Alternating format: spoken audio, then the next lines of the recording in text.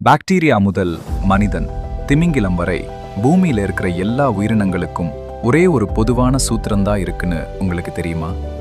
பிரபஞ்சத்துல 100க்கும் மேற்பட்ட தனிமங்கள் இருந்தாலும் இயற்கை தன் உயிரின வடிவமைப்பிற்கு வெறும் 4 அணுக்களை மட்டும்தான் முதன்மையா தேர்ந்தெடுத்திருக்கு.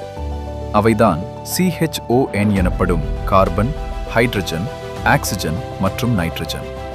ஒரு எளிய கிருமியா இருந்தாலும் சரி, பிரம்மாண்டமான நீலத்திமிங்கலமா இருந்தாலும் சரி, எல்லா உயிரினங்களின் 96% உடல் அமைப்பும் இந்த 4 அணுக்களால் மட்டுமே ஆனது. இந்த 4 தனிமங்களும் ஒன்னா சேர்ந்துதான் உயிரின் கட்டுமான பொருட்களான DNA மற்றும் புரதங்களை ரதங்களை உருவாக்குகின்றன.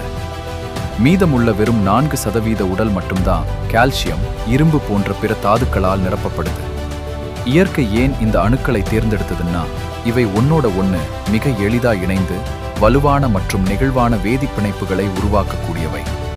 குறிப்பாக கார்பன் அணுக்கள் தங்களுக்குள் சங்கிலி தொடர் போல நீண்ட பல்கோண வடிவங்களை உருவாக்கும் அசாத்திய திறன் கொண்டவை. அதாவது, ஒரு குட்டி வைரஸை உருவாக்க இயற்கை பயன்படுத்திய அதே மூலப்பொருளைத்தான் ஒரு சிக்கலான மனிதனை உருவாக்கவும் பயன்படுத்தியிருக்கிறது. உயிரினங்களின் வடிவங்கள் மாறலாம், அளவுகள் மாறலாம், ஆனா இயற்கை எழுதிய வேதியியல் சூத்திரம் எல்லாருக்கும் ஒன்றுதான்.